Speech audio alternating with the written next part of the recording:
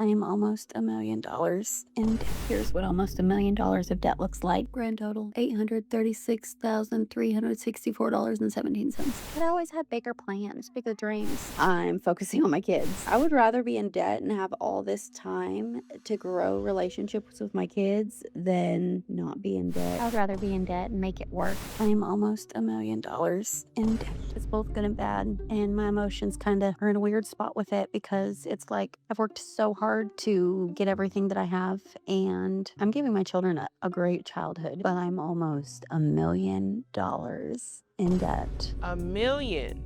I'm really hoping, and it's not that it's not a lot, because it is, if this is the case, but I'm hoping she's talking about a mortgage. If she's talking about consumer debt, or even if it's $100,000 of consumer debt, that is scary. Me and my husband work really hard to have everything that we have, and our kids are getting the childhood that we could have only wished for. But also, this isn't how I want to live. I don't want to live in the stress, So doing this journey and taking accountability and really looking at our finances and trying to get out of debt is such a big priority to me, especially with my mental health, because Lord knows when you feel like you're drowning, even if it's just in your head, it puts a toll on you. Now, the comments are very interesting, and I know it must have took a lot of courage for her to say that, and we don't have all the details, but I'm gonna be nosy and look.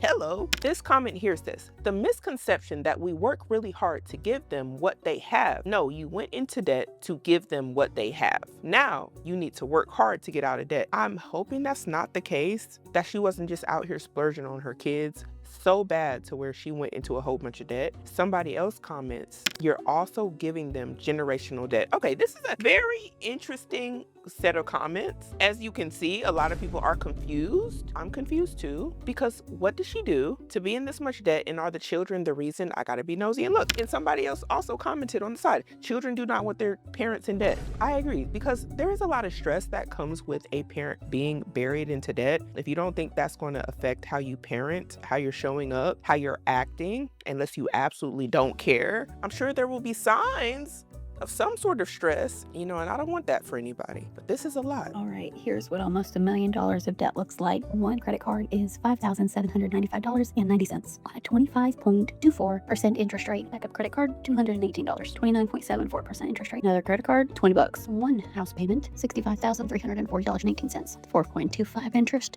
Another house payment, $153. This is like a HELOC. That's at 8.25%. Car, $56,975.16. We're upside down.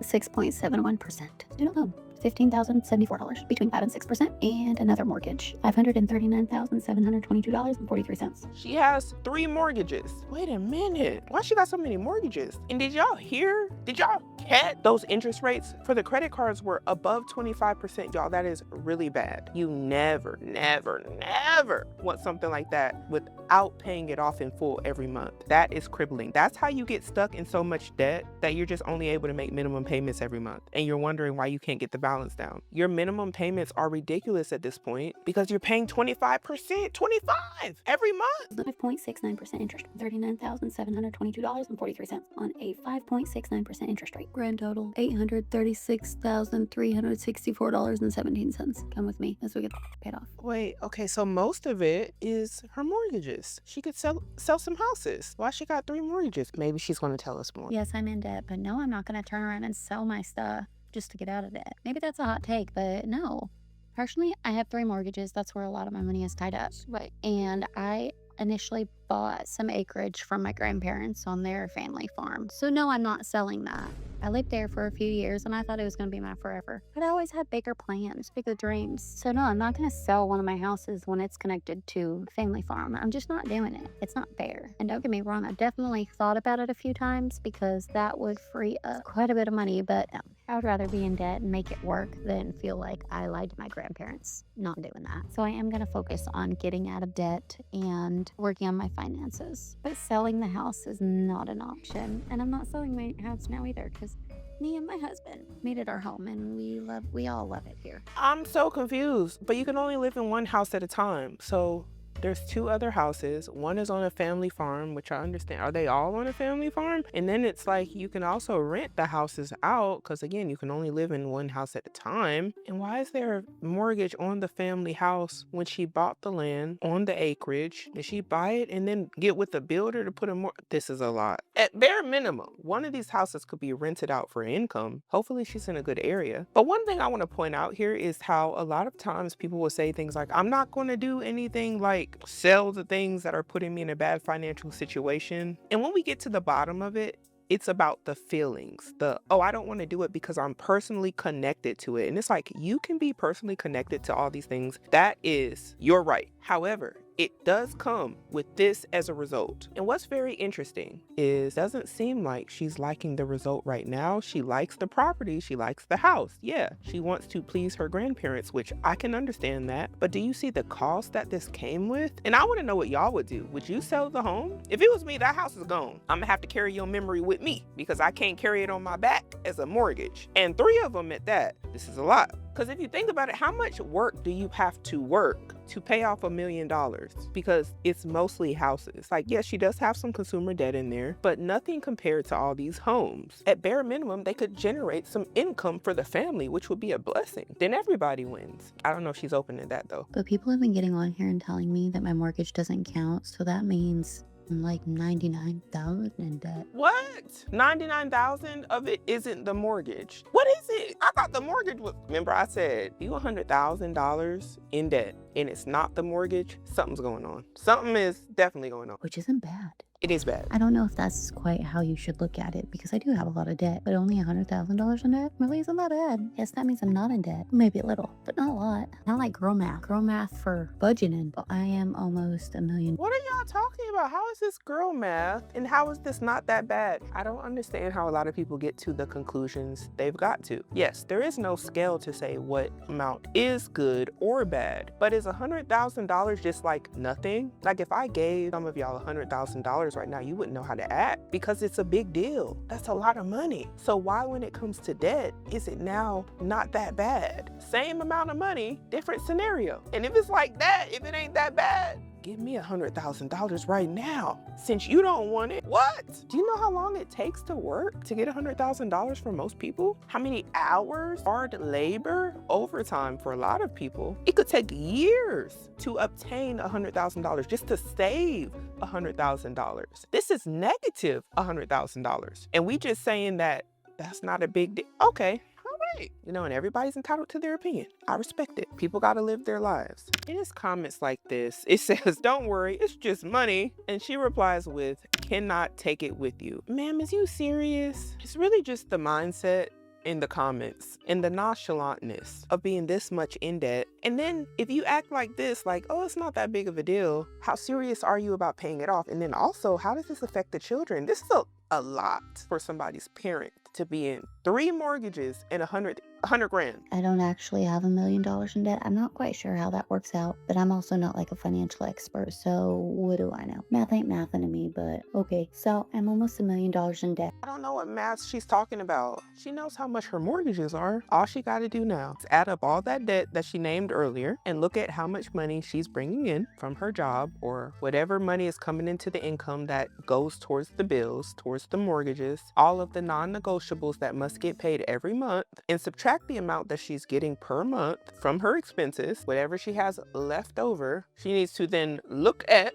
how much she can put towards all of this debt that she has per month while still surviving in this current economy. Might even have to factor in inflation because things are going up. Sometimes it feels like stuff is going up every month. Figure out how much time you need, how many months it's going to take to pay off 3 houses and 100 grand of debt, and then do it. If not enough money is coming in, maybe some side hustles, DoorDash, Instacart. Maybe she's talented. Maybe she has a skill we don't know about. And these are the things that I need a lot of y'all to think about. What things are you good at that can make you money? What talents have you been blessed with? Use them. Use that money you get from doing whatever that thing is and pay off all this debt. Otherwise, the debt is just going to be sitting there. And also, when you're doing this whole budget thing, you can only cut back so much. And sometimes that ain't enough, because the way that them interest rates is set up, 25% for her for a lot of her credit cards. Time isn't on your side. Time is against you. The faster you can pay that off, the better for you, because you pay less in interest the longer you don't pay them credit cards off in full. The more money the bank is making off of you, and the fact that you're leaving a balance on there every month. You do when you're almost $1 million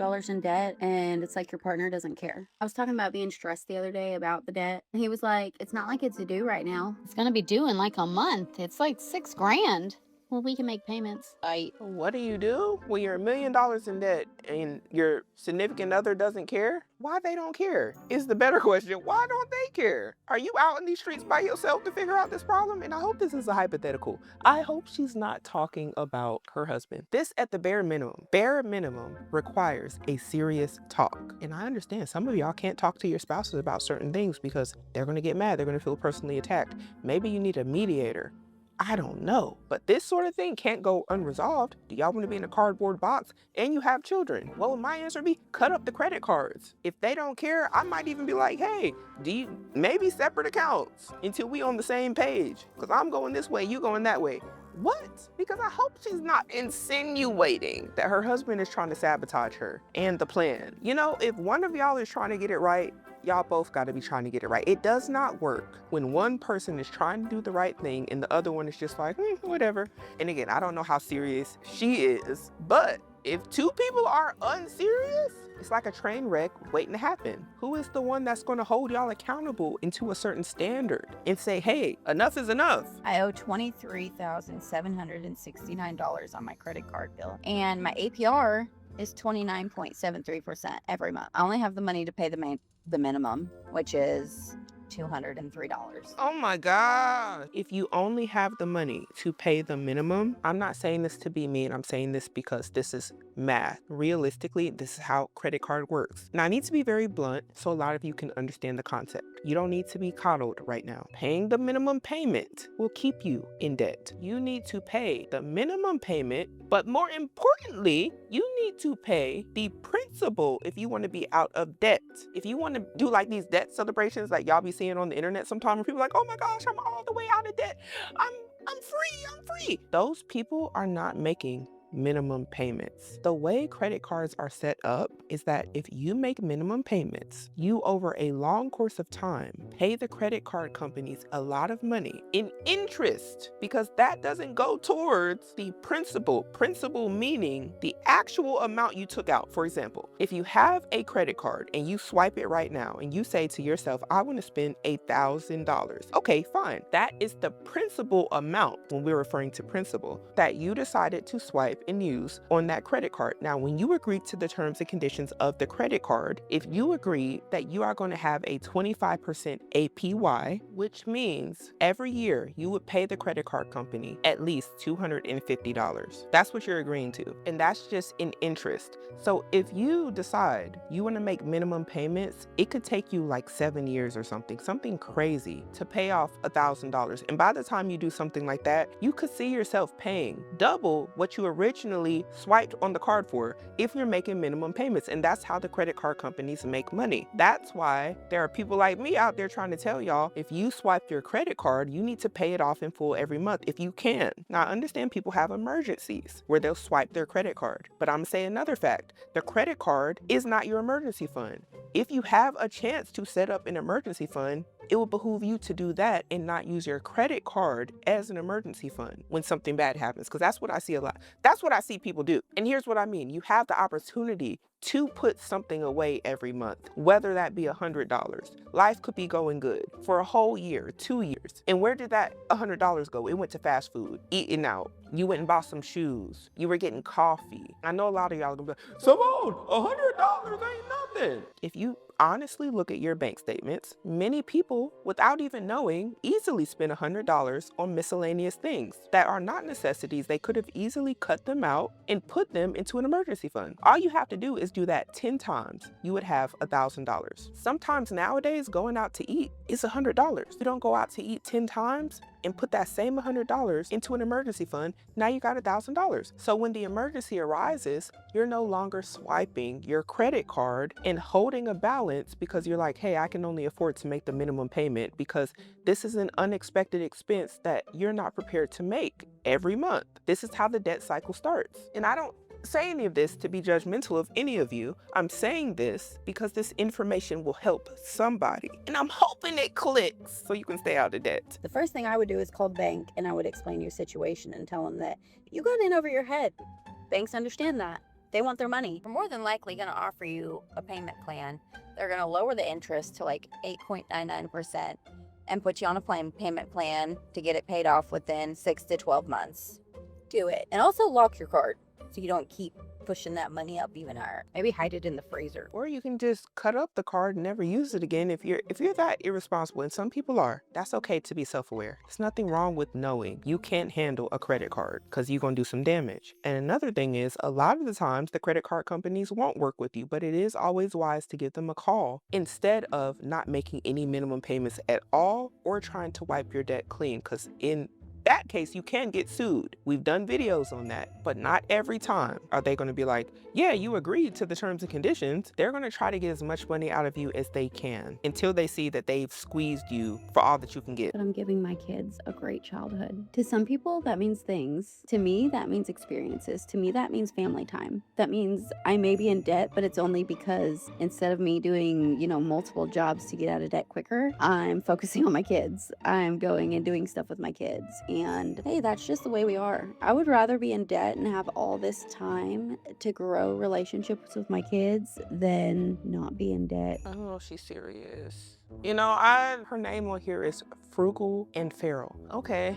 All right, interesting choice. Y'all, there's nothing wrong with getting another income, and I'm not saying this to personally attack her. I understand family time is important, but maybe there can be a balance. Maybe you can do both. Maybe something from home, so then you don't have to be away from the children. Everybody wins. You still get to be around them. They get to see you, you get to interact, but you're at the house. Like, maybe you're skilled in something, like, can you bake a cake? And I believe everybody has talents. I just don't know what hers are. And yeah, you, the one watching this video, you have some too. I don't know what your money maker is, the thing that you can go out in the market and do that will provide you with some sort of monetary value, but there is something more than likely. And if I'm being honest, I don't know if I see the effort here. I don't see it. You want the experience, ma'am? The experience might be, y'all might be in there with the debt piling up and she's gonna do it with a smile. From what it looks like, as long as she's like, yeah, I get to be with my kids, and it's like, stuff happens. And one thing can lead to another, and the next thing you know, this debt that we're discussing right now is 3 times as much. Somebody gotta get a hold of this and get it together. I grew up living in motel rooms. I grew up in foster care. That was a bad childhood. Never knowing where my home was or never knowing that I had a home is a bad childhood. So me being able to take my kids on vacation and to be able to have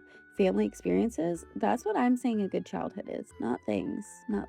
But that doesn't make sense, because it's like, if you really feel that way, why not get rid of the house? If things aren't that important, give them the childhood that you're describing and get rid of the house. That's just what I'm thinking. She can do what she wants, but that's a thing. You can use that thing to do all these things that you're talking about you want to do with the family and not be so stressed talking about, oh, I'm gonna get out of debt for 3 houses and 100 grand of what's probably consumer debt on some high interest credit cards. It's not making sense. And I need to just go over to the side because I've been doing the comments. I've been forgetting to do the comments. And it says here, and when they grow up and have to take care of you because you have no savings in retirement, she just liked the comment. And then she says, for your kids or for you.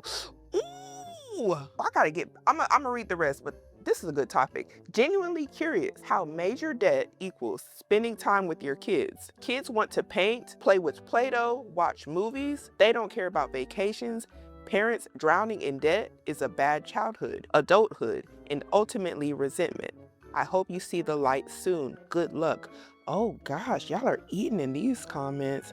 And the reason I said this right here, for the kids or for you, is a interesting rebuttal to this whole video, because if you ask the kids what do they want, I don't know her kids, but this comment right here is pretty spot on. Like, when I was a kid, if you asked me what did I want to do, and I used to get asked this question a lot, especially by my dad, I would say stuff like, I want to watch Smallville and eat some the little Nestle cookies. And, I want to cuddle up by the heater. I probably want to play with a dog somewhere. Maybe use a coupon to go get some Jersey Mike's or Arby's. Arby's used to have the coupons back then. Go to the park, play chess, checkers. I wasn't really into the video games, but yeah, it was pretty simple. And you could still work a job while, you know, doing all the things that your kids want to do. Because also a part of being the adult to being the parent is providing for the children, and finances come into play there. And we just can't ignore that. That is a very important factor in raising children. And I'm not saying she forgot. I'm just saying it is. It is. Somebody here says, excuses, excuses, excuses. She says, I know. And ma'am, you're not beating the allegations right now. Because I just think people are saying things like this because they're not seeing the effort. And I understand people have a past, people have went through things. But in the right now, something has to be done about this for there to be change in the number of the debt. Debt doesn't care how your childhood was. Just being honest, it don't care if you was in foster care, if your parents are divorced, doesn't care if they were single parents, widowed. You right now, your debt, that number that you look at that you have to pay every month, don't discriminate against nobody. And that's one thing I like to point out about debt is that we are all so separated in many different ways. But when it comes to this, everybody can get it. Everybody feel the pain. Debt don't care what you're going through. It don't care what you're going through, what you've been through, or what you're gonna go through. So you gotta tighten it up and reel it together. We all got a life story. But if you don't get that debt together, your life story might be a little harder in the future, which is why I like to talk about this all the time. You got to do something today, now. So y'all can say stuff like, why is everybody being mean? No, sometimes we just having a real conversation in the facts. We ain't always got to talk about the feelings about everything. I need to know what y'all think about this one down below. This one stressed me out. Do y'all think she should sell the house? And then also, she did mention she had a HELOC. So she probably took equity out on one of the houses and is paying a loan for one of those two. This is a lot. And I hope she is serious about this for the sake of her whole family. Though $1 million might be normal to her, or, you know, if you're $1 million in debt, that might be normal to you. It's not nothing to scoff at. This is serious stuff. But we got to start making better decisions today in order to have a better future.